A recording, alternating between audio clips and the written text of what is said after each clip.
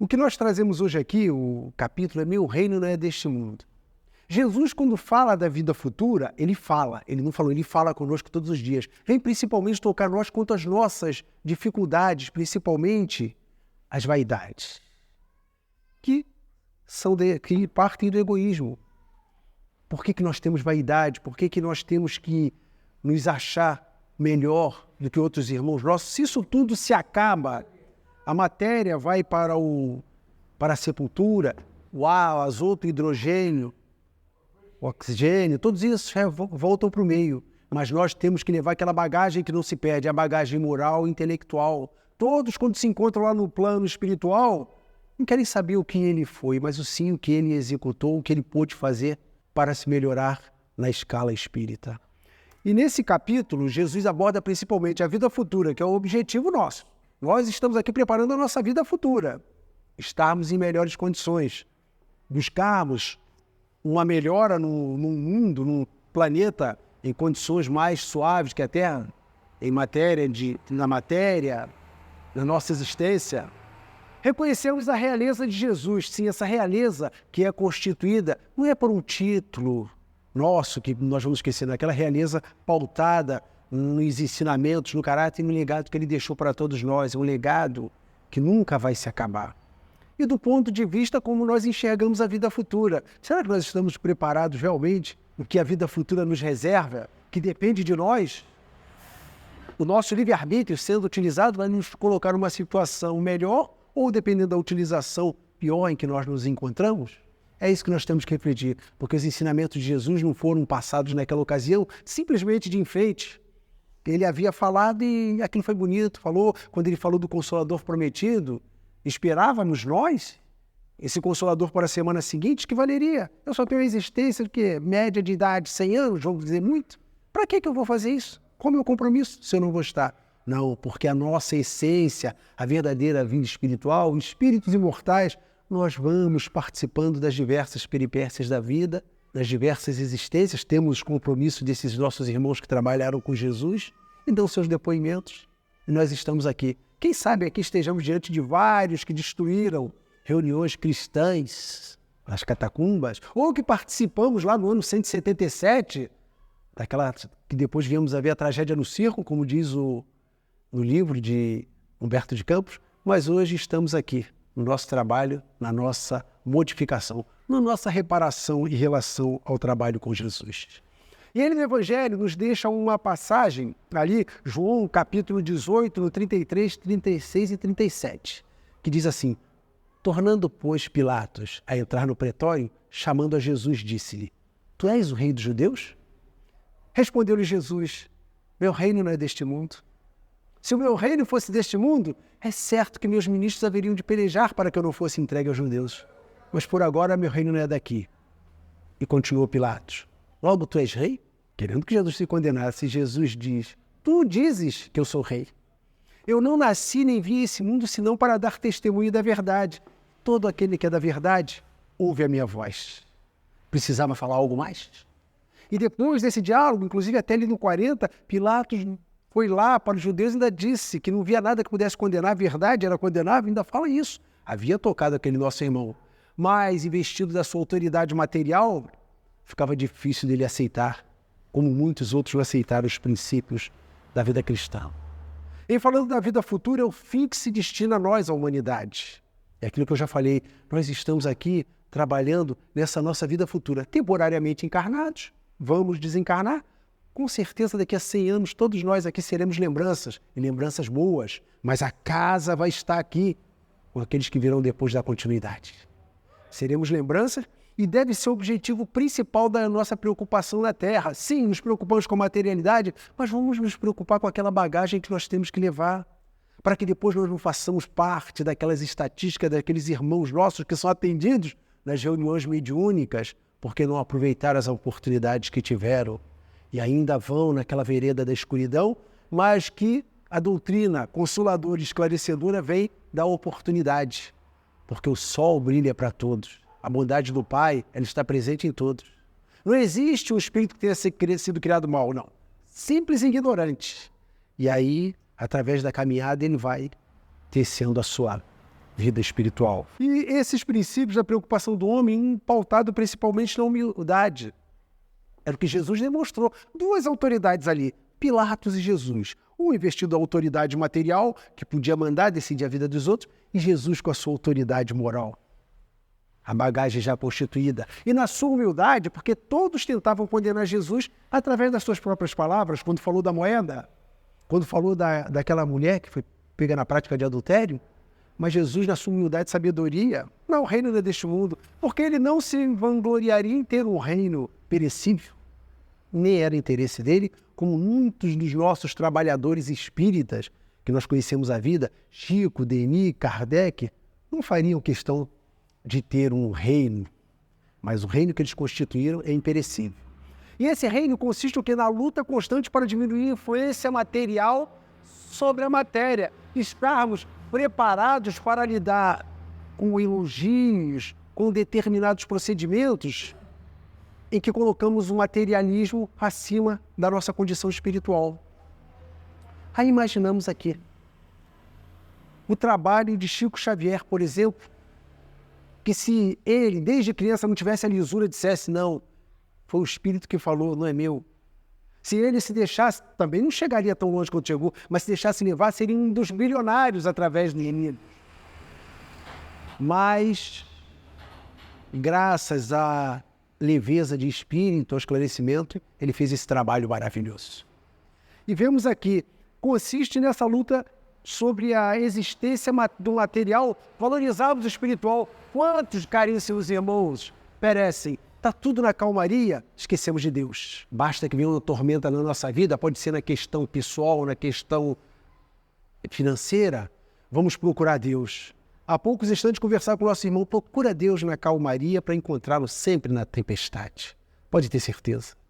Ainda procuramos o médico só quando estamos doentes, quando na verdade nós temos que manter sempre a possibilidade que temos as nossas consultas, vamos fazer, não vamos deixar de procurar o médico. E assim como faz, procuramos o maior médico de todos, que é Jesus, que vem nos trazer a verdadeira essência da vida. Jesus demonstrou isso diante de Pilatos. Nosso reino de paz não se ergue da noite para o dia, é um reino interior. De tudo aquilo que eu venho me preparando e venho transmitindo, o exemplo que eu deixo à nossa volta. Pilatos tinha um reino de ostentação, onde a sua ordem era cumprida. Mas Jesus não, aquele reino da admiração, do ensinamento e do exemplo. E esse reino que nós construímos, não precisamos ir muito longe. Quantos nossos irmãos dentro da seara espírita, dirigentes de centro, trabalhadores e dentro do próprio centro que são admirados pela condição que se colocam em favor do serviço a Jesus? Quantos? Podemos citar vários, lá em Juiz de Fora, aqui mesmo pelo trabalho que nós fazemos. E vemos, temos que admirar esse verdadeiro reinado. Sem a vida futura, os ensinamentos de Jesus não teriam sentido. Já pensou quando ele falou lá atrás? Se me amar e guardar os meus mandamentos, eu rogarei ao Pai para que viesse outro Consolador. Que Consolador é esse? Viria personificado? Faríamos a mesma coisa com ele. Se chegar aqui um irmão nosso, eu sou Jesus, como reagiríamos? Mas Jesus preparava 18 séculos nessa preparação para que nós pudéssemos estar um pouco preparados para recebermos esse Consolador. E nesse período tivemos vários trabalhadores que vieram preparando o caminho. Alguns que lutaram contra o princípio da reencarnação, outros que foram sempre colocados a favor da reencarnação, mas que tiveram que negar, e outras teses tiveram que negar para que não fossem sacrificados em nome da verdade. Jamais entenderíamos os absurdos da Terra se não fosse a vida futura. Quando vemos que as diferentes autoridades, alguns irmãos que se excedem quando na posse do poder, utilizam, enveredam para a corrupção, para a tirania, e aqueles que vêm, vamos dizer assim, na pobreza, mas que sabem dali fazer a sua verdadeira trajetória. Jesus veio na maior prova disso, e temos outros irmãos que acabam por receberem seus cargos perecíveis e sucumbem na nossa trajetória. E é essa vigilância que nós temos que ver. O Livro dos Espíritos coloca lá para a gente, na questão 913, qual é o radical dos vícios? É o egoísmo. Para analisar, é do egoísmo que sai tudo nosso. Um simples egoísmo deu, não, hoje eu não vou, eu sou um trabalhador da casa, eu tenho que aplicar o passe, tenho que ir lá fazer, hoje eu não vou não porque eu estou me sentindo isso. Quantos não são os nossos obsessores que antes de nós sairmos de casa ficam tentando fazer com que nós não cheguemos às reuniões? Ah, hoje eu não vou porque tem uma coisa melhor fazer. Que é algo mais prazeroso do que estarmos aqui fazendo esse banquete de almas e de espíritos? Isso é uma parte da prova do nosso egoísmo. Vamos lá. E assim entenderemos as riquezas, as maldades, a injustiça. Injustiça quando nós olhamos uma criança recém-chegada e que tem as suas deformidades físicas. Aquele que nasce lá na opulência e outro que nasce na miséria. Deus é injusto por isso?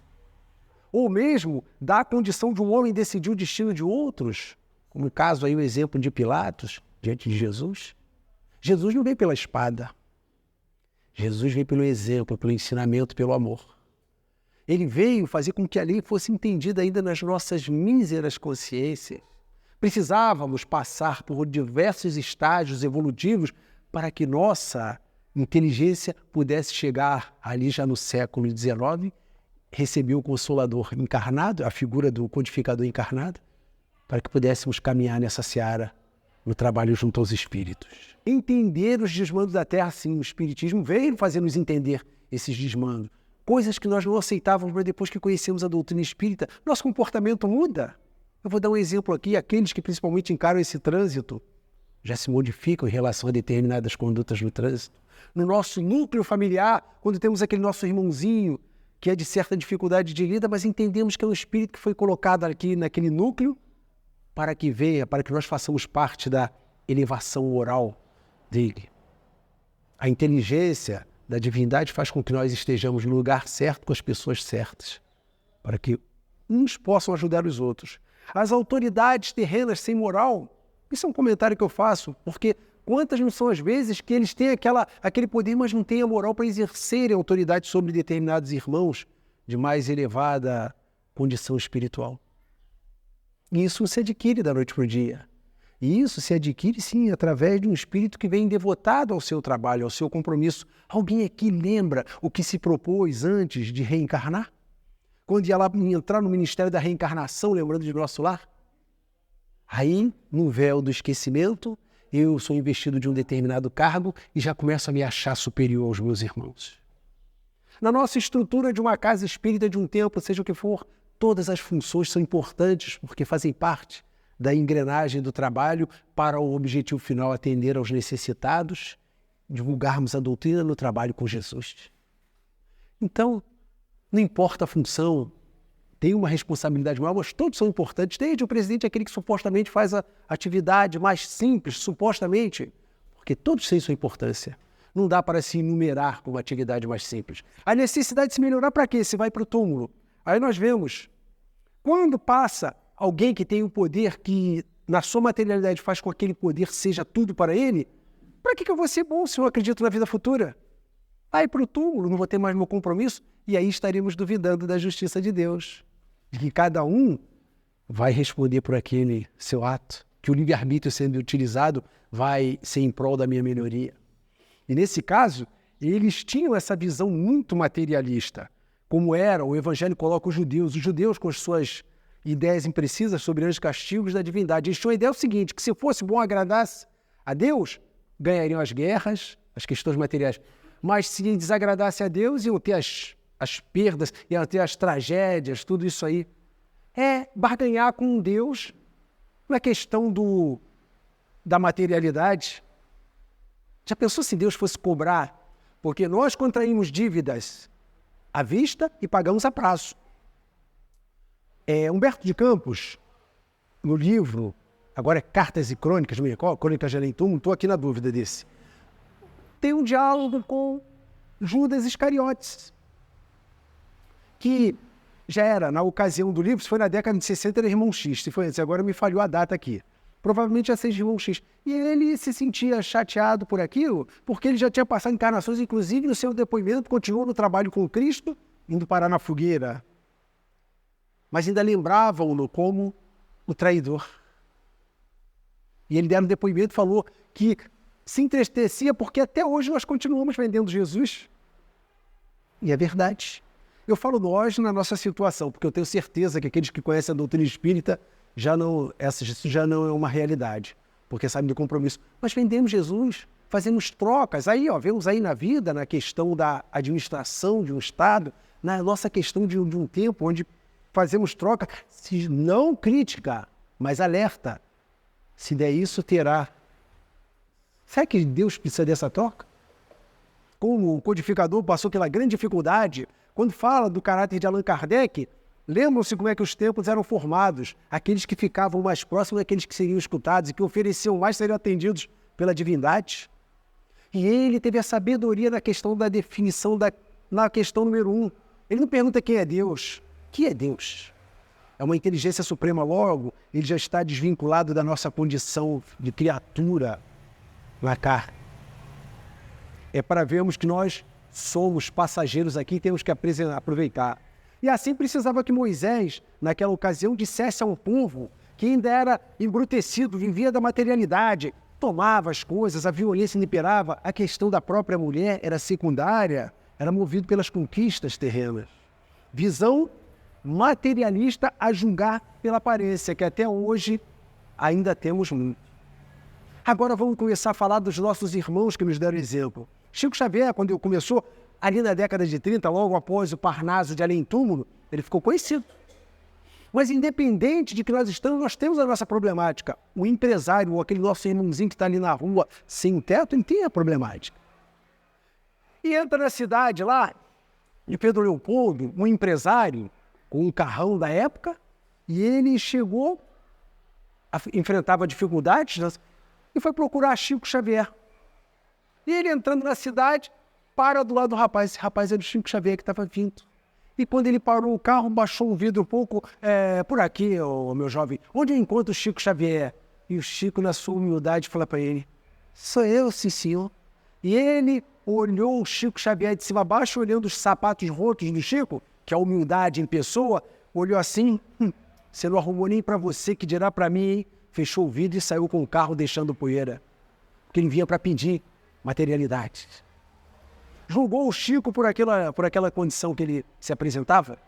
E é o cuidado que nós temos que tomar hoje. E aí, através desses ensinamentos que Jesus veio mostrar o outro mundo, o mundo espiritual, onde os bons são recompensados, onde há diferenciação pelos nossos méritos, pelo bom uso do livre-arbítrio. Porque eu posso me esquivar da tarefa, mas eu tenho que cumprir. Posso atrasar um pouquinho mais, porque a bondade de Deus dá sempre a segunda chance, irmão. Mas eu tenho que cumprir essa tarefa. E cumprindo a lei de Deus, depois que estivermos livres do materialismo da terra, para entendermos que aquela nossa tarefa vai gerar lá na frente uma compensação. Querem compensação maior do que Bezerra de Menezes? Quando naquela assembleia, em 1950, fora ali ofertado por Celina, naturalmente, através de Celina, Maria, que também, amando Jesus, dá-lhe a possibilidade de escolher poder reencarnar fora do sistema solar, no mundo fora das dores da terra, do sofrimento. O que ele pediu? Eu quero permanecer, ajudar meus irmãozinhos no trânsito, no sofrimento, sob o solo iluminado pelo Cruzeiro do Sul nessa pátria. Quem de nós não quer chegar a uma condição dessa? Despojados da sua autoridade material, sim, mas a autoridade espiritual sendo reconhecida numa assembleia. Aí vemos o exemplo do senador Publio Lentulus, há 2000 anos, que tivera a sua maior oportunidade, naturalmente que depois ele viria quitar isso, numa reencarnação, que teria sido Emmanuel. Jesus, ele encontrara Jesus na beira do lago, Jesus curou a sua filha Flávia, está lá na obra. E Jesus ainda convidou ao trabalho, mas ele, devido à sua autoridade material, ou seja, ao seu orgulho, não seguiu Jesus. Mas, como eu falo, Deus é tão bom que depois, em outras encarnações, suposta encarnação, eu boto suposta, que eu não me aprofundo, embora tenhamos fontes, teria sido, Padre Manuel da Nóbrega, 1547, quando chegou ao Brasil, 1549 chegou para trabalhar evangelizando, e ele revelara isso a Chico. Todos os títulos de nobreza que pudera ter, acabam por ali ficar. Aí tem que ficar a lembrança do que fez de bom. O Evangelho nos alerta muito a respeito disso. Aquela rainha de França, quando ela chega no plano espiritual e vê lá aqueles que lhe eram inferiores na casta terrena e na situação espiritual em elevada hierarquia. Reflitamos. Vamos lá.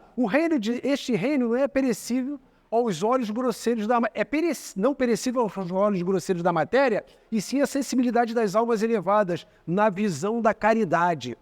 Porque nós imaginamos, muitos não dão importância a esse reino que Jesus abriu as portas para nós. E entramos na veste carnal preocupados com o ter. Somos mais preocupados com o ter do que com o ser.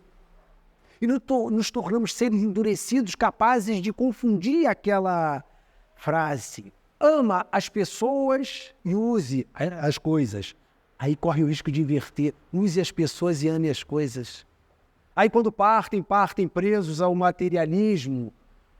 Casos narrados por irmãos que vão embora da veste carnal, mas fica o espírito preso aos seus bens, minha casa, meu carro, minha família. Adquirem tanta coisa em face da sua condição material, dos poderes que têm, e depois não sabem lidar quando tem que se despojar desse tipo de situação. Aí nós vamos lembrar um outro fato muito interessante e provar o quanto a justiça, o amor de Deus é superior a nós. Lembramos lá no dia 9 de outubro de 1861, o Auto de Fé de Barcelona? Quando Maurice Lachantre pediu, Kardec mandou os livros para lá, obras em torno de 300 volumes. Quem recebeu lá seria Dom Antônio Palau e Termes, o bispo de Barcelona, que sem pena alguma de mandar voltar, resolveu não só confiscar e queimar em praça pública aquelas obras. A verdade, que aqui não foi um ato de hostilidade, Kardec até tentou reaver através da diplomacia, mas ficou, porque a espiritualidade orientou. As cinzas são o melhor processo de divulgação. E foi assim que aconteceu, porque aquilo gerou, no dia daquele ato horroroso, gerou a curiosidade e as cinzas levaram aos longe. Inclusive, em 1867, quando ele foi em Tours, depois da reunião, alguém apresentou um frasco para ele, de vidro, que tinha as cinzas daquele dia lá, que pegou e guardou. Mas vamos voltar aqui, Dom Antônio Palau e Termes, porque eu falei nele. Era o bispo, tinha autoridade, decidiu o que era bom ou não para os outros. Desencarnou 8 meses depois. E fora recebido em uma reunião mediúnica, após esse período de 8 meses, onde ele e espírito já tinham uma visão mais plena do que ele havia cometido, vinha pedir o perdão por ter atentado contra, com tanta violência, a Jesus. Mas os nossos benfeitores espirituais, trabalhadores, através dos médios, consolaram aquele espírito, trazendo-o para a seara do bem e dizendo que, na verdade, ele até prestou um serviço ao espiritismo, que as cinzas que ele gerou ali foram longe e trouxeram mais adeptos para a doutrina espírita.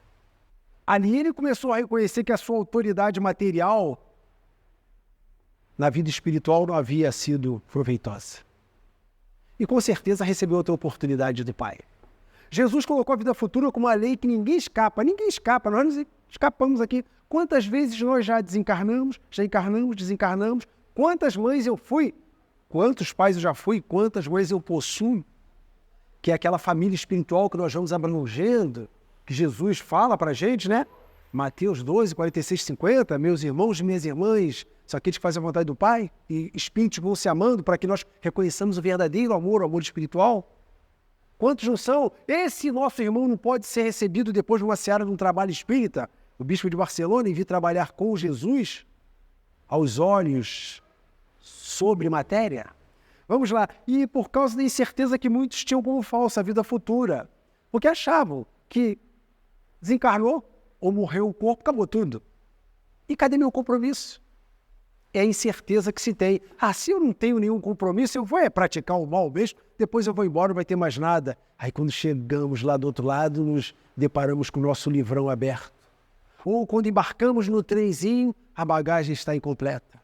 É isso que nós devemos refletir na nossa moralização, principalmente em relação às nossas vaidades. Vamos lá.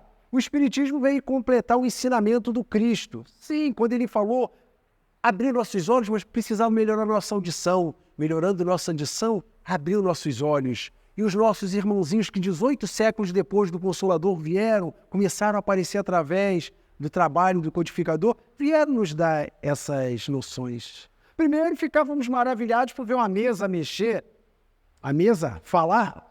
Mas Kardec já ali olhar, essa mesa não tem nervos para sentir, nem cérebro para pensar, e não pode se tornar sonambúlica. Já começou a ver que havia algo. E aí, com o trabalho desse irmão, tivemos hoje que não precisamos mais ver uma mesa balançar. Hoje nossos irmãos médios, as diversas mediunidades que temos, nos trazem o conforto, até receitas. Nos trazem as mensagens edificantes para que nós consigamos rumar as nossas forças, porque a nossa problemática, ela existe e vai existir, faz parte da nossa trajetória. Nós temos que aprender a lidar com elas e buscar força. Não vamos achar que entrando num centro espírita, um centro vai resolver nosso problema. Não. Ele vai nos dar as forças e os meios para que nós consigamos resolver a nossa problemática. Porque costumamos ainda entregar os nossos problemas ou julgar culpa em outros pelo nosso problema ou entregar para que os outros resolvam. Não, meus irmãos, nós assumimos um compromisso de encarnar e estamos aqui para conhecermos essas verdades através do nosso trabalho. Enquanto nós não alcançarmos essa clareza, não vamos entender como trabalha a justiça de Deus para conosco. É possível, estamos no sofrimento, é possível ser feliz quando se sofre? Está lá também no Evangelho. Aí eu lembro o caso de Eurípides Barçanufo. Eurípides Barçanufo, ele tinha 3 problemas. Eu não posso dizer que é problema, são 3 questionamentos. Um era a doença da mãe, as visões que ela tinha. A mãe dele tinha visões e desmaio. Ele iria conseguir ajudar a resolver isso. 2, era o tio dele, tio senhor Mariano, que lá em Sacramento abraçou a doutrina espírita, envergonhando toda a família católica de Sacramento. E a terceira que ele não entendia era o Sermão da Montanha. Ele não entendia essa parte, como pode ser feliz, porque sofre. Sofrendo, porque nós entendemos as causas anteriores. Ou nos colocamos como santinhos da primeira encarnação. Não poderíamos, não teríamos méritos, sempre ignorantes encarnados. E ele, a mãe dele, depois ele conseguiria ajudar que ela resolvesse, que ela mesma resolveu o problema dela através do trabalho espírita. O tio dele acabou tornando Eurípides espírita, abriu a luz para o Eurípides. Inclusive fundou o Centro Fé e Amor em 1902, lá na Fazenda Santa Maria. Mas o importante foi Eurípides, que ainda tinha dúvidas, recebeu o primeiro contato com a doutrina espírita através de um livro que esse tio dele, que ele tentou tirar do espiritismo, deu depois da morte, do Leon Denis. Leu o livro, é um monumento. O alicerce já estava balançado. Mais uma, não sei se era uma sexta-feira, uma quinta da Semana Santa, ele resolveu sair de lá da casa dele, a 12 quilômetros, com um amigo, com um companheiro, para ir lá na Fazenda Santa Maria assistir uma reunião. E ele foi, estavam todos presentes lá. Todos os lugares estariam ocupados. Só que tinham 2 lugares livres. E ele chegou lá com esse companheiro para assistir. Já era uma surpresa, 2 lugares? Não, surpresa não, porque nada é acaso. E ele assistiu respeitosamente àquela reunião, escutou todas as palavras, mas começou a pensar. Meu Deus, se é verdade que os mortos podem entrar em contato conosco, eu gostaria que João Evangelista viesse me explicar as bem-aventuranças e através de Aristides, que era o médium menos letrado que tinha.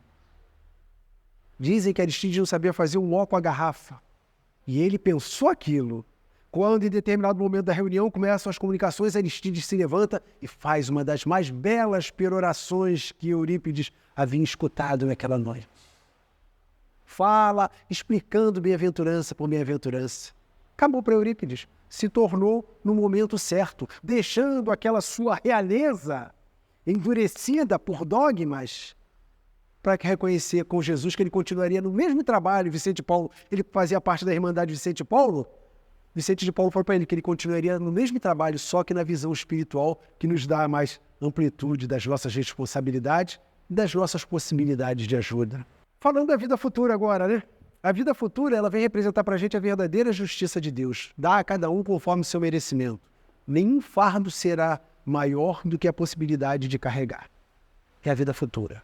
Quando nós nos deparamos com aquelas marcas que nós trazemos no nosso perispírito e que nós temos que trabalhar para ir tirando ao pouco, e essa depuração vai se dando através das reencarnações e as expiações que nós vamos passando através das reencarnações, porque ele nunca escondeu nada, os espíritos não esconderam da gente, não. Nós, na questão 132, está lá, qual é a finalidade da encarnação? Pode ser por expiação ou missão.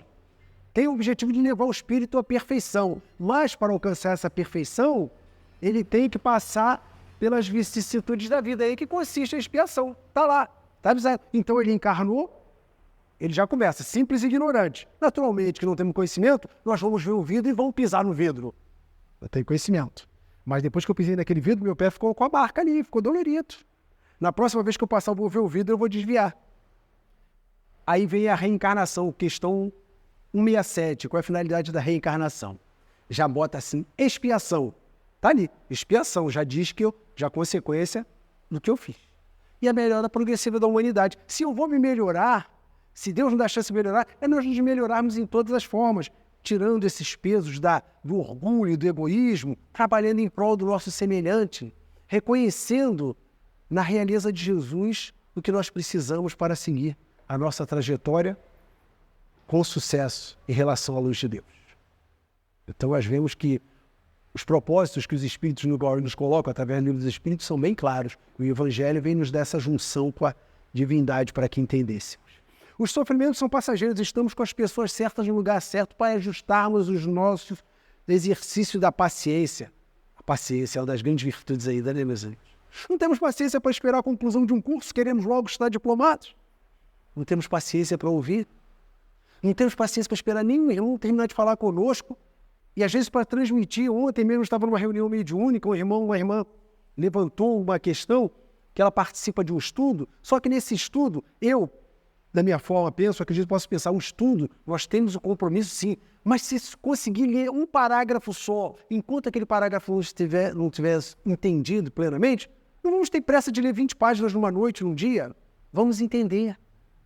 Vamos entender. E ela reclamou disso, falou que não dá, eles querem correr, porque quem está ali tem conhecimento, ela não tinha. Eu falei, não, tem paciência. Esse exercício, nós não esperamos. Lembra até a questão da paciência, nós sabemos nem o que a pessoa quer, qual é a necessidade, já vamos logo julgando. Uma irmãzinha, ela estava no trânsito, abordando os carros. E num dos carros vinham 2 trabalhadores espíritas. Eles haviam, e um deles era o primeiro que tinha sido convidado pelo que estava dirigindo para ir assistir uma reunião numa casa espírita na Zona Norte lá. E eles estavam no carro, quando voltavam, estavam parados no sinal, e essa moça vinha abordando os veículos.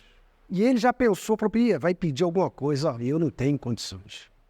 Ele já pensou e pensou alto, falou aquilo para o companheiro. E ele depois narrou que ficou envergonhado do que ele fez. E essa jovem veio, quando ela chegou perto do carro, ela fez sinal para ele fez que ele baixasse o vidro. Quando ele baixou o vidro, ele foi falando, não, minha irmã, eu não tenho dinheiro para te dar. Ela, não é isso que eu quero. É que eu estou conhecendo o senhor, pelo vidro da frente eu conheci o senhor. Eu assisti uma palestra do senhor no lugar tal, me fez tão bem, eu só quero saber quando o senhor vai falar de novo, que eu quero assistir novamente. Cadê a paciência de esperar o que o irmão quer? É o exercício da paciência. É o egoísmo qualificado ali. Por isso que nós pensamos, essa escola do trânsito ela é maravilhosa. A escola do trânsito é maravilhosa. A gente vem ali, quem tem a oportunidade na estrada refletindo sobre as coisas que acontecem. Agora vamos falar da realeza de Jesus. Né? O título de rei nem sempre exige o exercício do poder temporal. Eu não preciso ser rei de determinado local, não. Nasce do mérito pessoal. E aí tem 2 títulos que eu gosto de lembrar muito. Um é que Bezerra, quando falou que o maior título que ele recebeu foi ser o médico dos pobres. Era jocoso para os seus companheiros, que ele tinha aqueles clientes que ninguém queria. E o outro, naquele discurso maravilhoso de Camille Flammarion, ali no dia 2 de abril, quando estava lá o corpo do codificador, e ele, depois de um discurso, definiu o codificador como o bom senso encarnado. Mérito pessoal, esse não pode sumir de nós. O bom senso encarnado, não temos que falar mais nada desse trabalhador. E são esses títulos que são imperecíveis e se destaca pela posteridade. É verdade, vamos lembrar sempre, assim como outros que temos. Jesus nos destaca para sempre, vai estar para sempre conosco. Vamos voltar outras vezes e vamos ter Jesus como nosso guia. Médico dos pobres, o pai da aviação, não poderia desfalar dele nessa cidade, né, que é homem lembrado pelos seus méritos, não obstante as condições em que ter retornado ao plano, mas é o pai da aviação, o rei do futebol, o maior brasileiro de todos os tempos, o Chico Xavier, um consolidador do espiritismo, Leon Denis. Mas nós vemos que são títulos que ele se refere ao mérito pessoal. Mas vem cá, meus irmãos, todos esses nossos irmãos que passaram, que tiveram títulos, só vivem desses títulos, e acham que não existe Deus, não existe algo? Sim, na maioria, a não ser aqueles espíritos que já vêm comprometidos. E eu vou citar mais adiante a respeito de um espírito que tinha um comprometimento muito grande para conosco.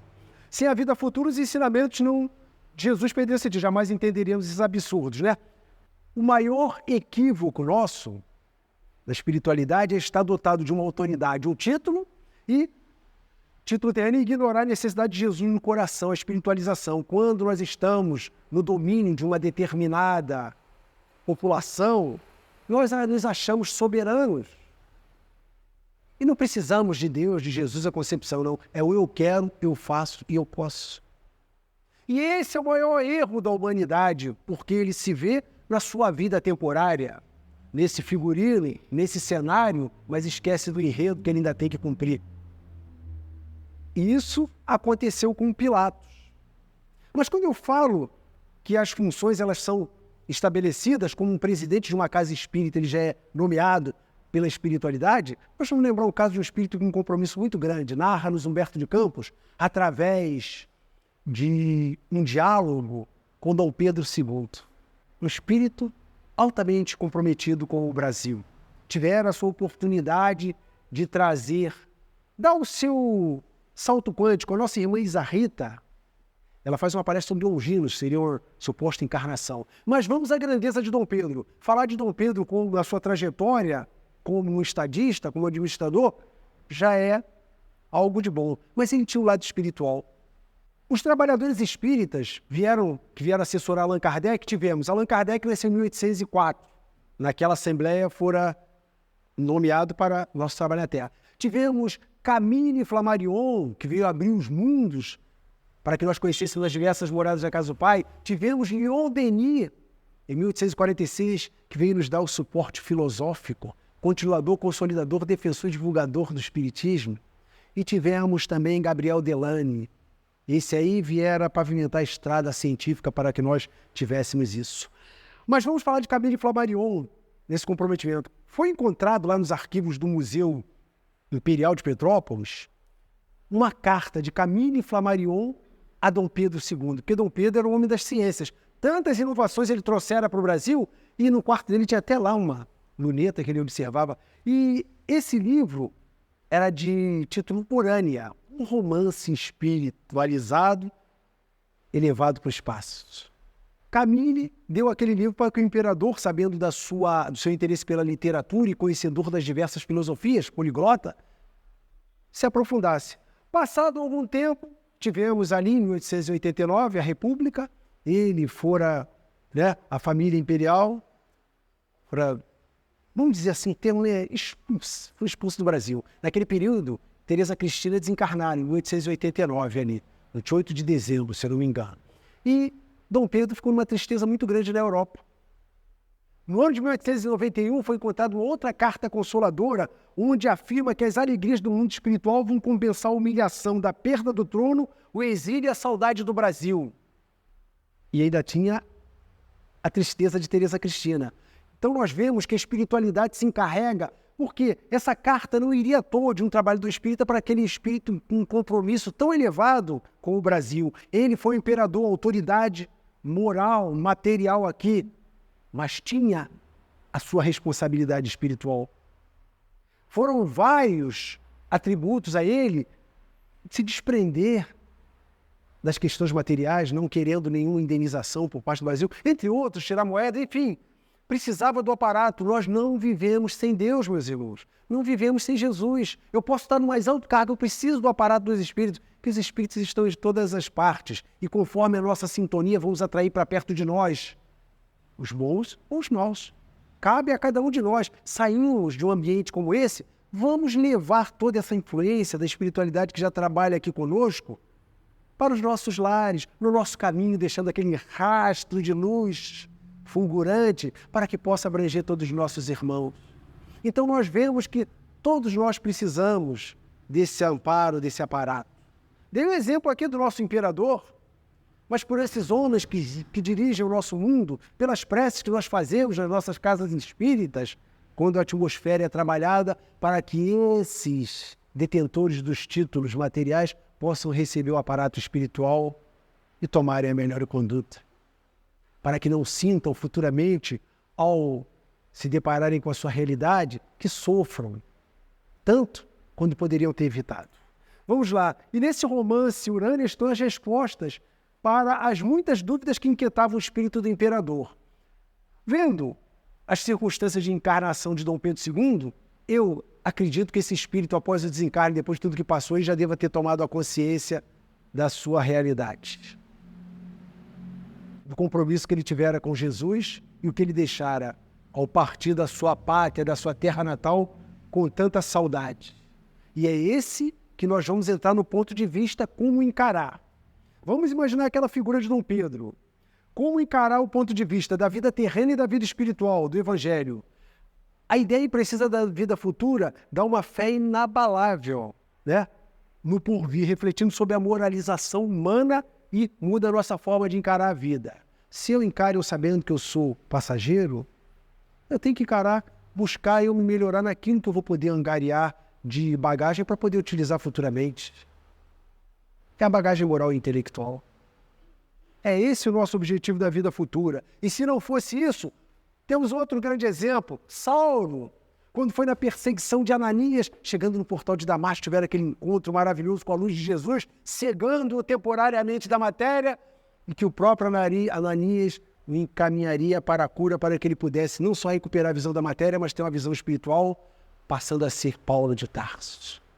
É a moralização da vida futura. Ele entendera que a vida futura, ensinada por Jesus, iria ser muito mais benéfica a ele naquele momento. E vemos que sempre tem oportunidade. Por mais endurecido que possa ser o espírito, ele tem sempre uma chance, uma bondade do Pai, para poder retornar à sua seara, recuperar a sua porção de Deus, a sua bondade dentro do que ele pode oferecer. Observando pela vida espiritual, a morte é a libertação. O Evangelho coloca para isso. A vida corporal é passageira, assim como os sofrimentos. Sim, não temos dúvida quanto a isso. As vicissitudes, paciência, certeza que nos vão levar a um final feliz. Aí eu vou falar de Jerônimo Mendonça, que é um trabalhador espírita mais devotado, mais exemplificado como Jerônimo Mendonça. Jerônimo foi da bengala à cama ortopédica. São 50 anos e 25 dias de um trabalho junto a Jesus, com alegria, às vezes brincando até com as suas dificuldades, que ele teve outros problemas de saúde. Mas o que aconteceu com Jerônimo? Desencarnou e Divaldo se encontrava na casa do caminho uma noite, ele começou a perceber uma manifestação do espírito e não reconheceu. E começou a observar depois aquele espírito se identifica para ele com alegria e diz: Jerônimo, dizendo que era ele, fala: Divaldo, aqui sou eu. Agora o gigante está de pé. Livre da matéria, o espírito já estava recuperado. Veja bem, recuperado tão rápido.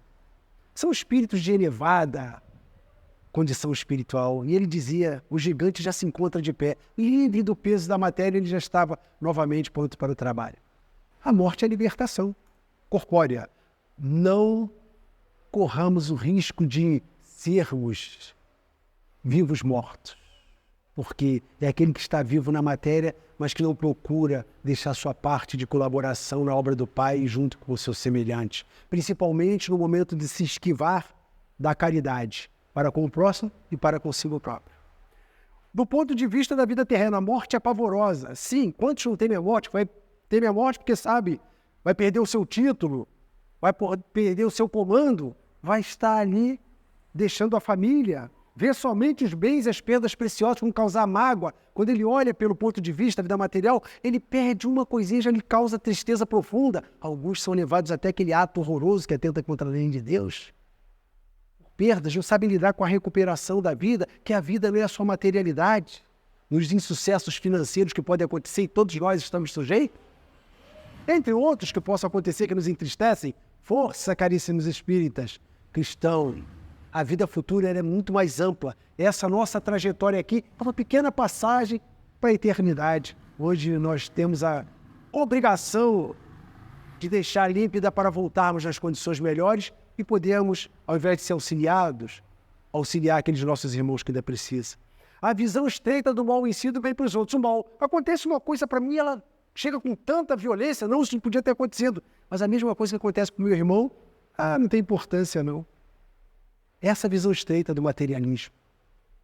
E o sofrimento do nosso irmão, às vezes, nós não conhecemos porque eu estou longe daquela possibilidade de acontecer e acho que nunca vai acontecer. Quantos não são os espíritos falidos que vemos já também nas nossas reuniões mediúnicas, que vêm se arrepender dizendo que eu na última encarnação eu fiz isso, agora eu quero perdão de Deus. Trabalha, meu irmão, através da lei do trabalho, aplica o amor, a caridade, porque Deus vai certamente lhe dar uma outra chance de voltar. E damos importância inversa da vida que se dá aos bens terrenos na vida espiritual. Como eu falei, está tudo bem, eu não procuro Deus. Está tudo certinho. Me preocupo muito com a minha casa, meu carro, meus bens, minha conta. Aí vem uma doença, uma patologia que seja de difícil lida. Procuramos apressadamente Deus, entendendo que aquilo faz parte do nosso processo de depuração, para entendermos as revoltas que alguns irmãos se negam em tratamentos por revolta, tratamentos dolorosos. Vamos encarar isso como que faz parte do nosso processo de depuração. É a relação contrária, valorizar muito o material e deixar o lado espiritual. Valorizar muito um título de nobreza que eu tenho, um cargo, um poder, em detrimento da minha saúde e da minha vida futura. Eu preciso cuidar dos negócios, não tenho tempo para ir à igreja.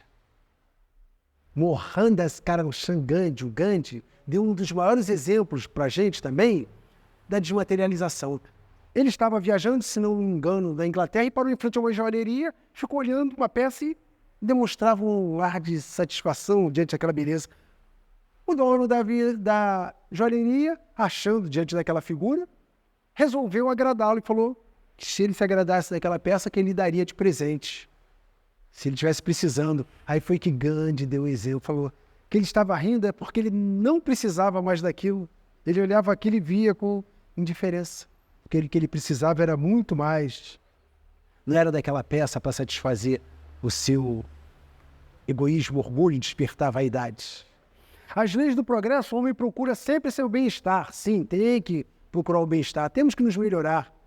Materialmente, vamos dar um exemplo aqui da nossa casa, precisamos estar sempre melhorando, né? Aí, vemos a diferença, a pintura, vamos melhorando as cadeiras, as condições, temos que melhorar materialmente.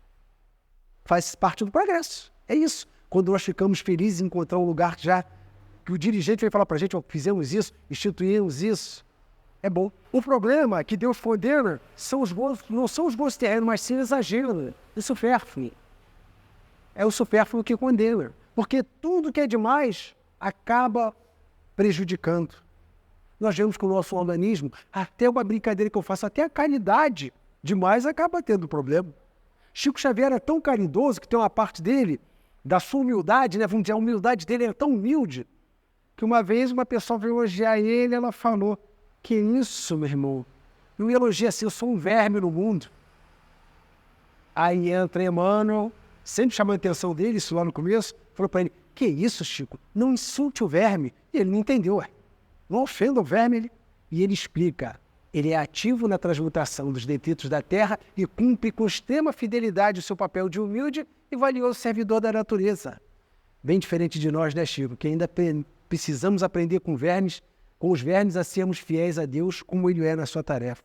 Quando nós achamos que aquele mais humilde ali não tem importância e veio Deus mostrar que ele é muito mais importante do que nós imaginamos. Tanto que a partir daí o Chico não teve nem mais o título de verme, ele falou que ele era o subverme, que nem para verme ele prestava. Veja a grandeza. Ele era o subverme a partir dali, né? E aí também o exemplo de deixar o espiritismo, ele veio ampliar a visão do homem, sim, como eu já falei dos olhos, revelar a ligação de todos os seres com a obra harmoniosa do Criador. A alma pós-existe ao corpo e pré-existe ao corpo. E nós temos a harmonia que vamos criando os núcleos familiares para agregar aquele amor que Jesus nos ensinou. E através do amor ao próximo e da humildade, porque se eu tiver o amor ao próximo, com certeza eu vou estar trabalhando muito para que eu possa não só ajudar o semelhante, mas eu me melhorar também. O sentimento mais nobre que possa ter. Lembrando aqui, ele fala de Leon Denis, que um sentimento de nobreza para com o compromisso com a doutrina espírita, quando ele foi em 1867, Kardec foi fazer o primeiro lá em Lyon, numa primeira conferência. E Leon Denis queria ver Kardec de qualquer jeito, mas a granja lá, o local, o salão foi interditado e precisou ser transferido para outro lugar. E ele queria ver muito o codificador. Era o ídolo dele. Mas precisava. Aí foi para a quinta do senhor Roy Bourdin. Fizeram o jardim, uma passagem muito bonita na história de Leon Denis. Resumindo, Leon Denis ficou lá na porta do salão interditado, deixando de assistir parte da palestra para poder encaminhar os irmãos no ato de caridade para que eles pudessem receber a palavra balsâmica. Ele não deixou de assistir, ele assistiu parte e depois, quando ele foi procurar o codificador, encontrou o codificador numa situação em que ele pegava as frutas lá no mesmo local e entregava para sua esposa. Ele vendo aquela situação familiar, bucólica, ele resolveu não interferir. Mal sabia ele quando ele ia ver o codificador novamente. Mas teve 2 oportunidades depois. E aí, ele teve a chance, soube esperar. Mas olha a grandeza desse espírito, que não menos seria o nosso consolidador e continuador. Ficou como porteiro, numa situação de humildade, para que os outros pudessem desfrutar do ensinamento de Jesus. E essa visão de conjunto nos homens do tempo de Jesus não tinha. Já pensou se Jesus chegasse lá na transfiguração e falasse, após lá descer da transfiguração, Mateus 17, 10 ao 13, quando fala que Jesus, em verdade, diz que Elias já veio e não reconheceram, se ele dissesse, Elias reencarnou em João Batista, era no tempo errado, perderíamos, jogaríamos fora o momento, precisávamos que nós estivéssemos esclarecidos. Resumindo, a consciência que Leon Denis tinha, os homens daquela época ainda não tinham. A visão que traz o mundo das verdades através da voz de Jesus e do caminho por ele revelado que leva ao Pai. Eu sou o caminho, a verdade e a vida. Ninguém vai ao Pai senão por mim. João 14, 6. Está lá. É a voz de Jesus. O exemplo que ele veio trazer para cada um de nós, para que nós conseguíssemos e nos desse a oportunidade de conseguir todos os dias termos esse aparato espiritual. E para isso, para esse convite de Jesus, é necessário que nós ressurjamos da nossa essência, que haja a nossa ressurreição. Não estou falando de reencarnação, ressurreição. Porque a ressurreição é quando o espírito não se desligou do corpo. Lázaro. Então, nessa ressurreição, nós que estamos nessa caminhada, temos que aproveitar todo momento e modificar nosso pensamento por nossa conta própria, nossos hábitos, entendimento de Jesus, da nossa vida. Por que eu estou lá fora?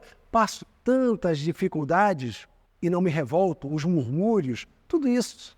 E essa ressurreição, que eu posso dizer que é a nossa reforma íntima, nossa mudança de comportamento, eu gostaria de deixar aqui um soneto para finalizar de Leôncio Correia, no livro Assembleia de Luz, na Mediunidade Inatacável de Chico Xavier, que diz assim: triste, viajante da floresta escura, tateando na estrada erma e sombria, alcancei na aflição do último dia, sob as sombras da amargura.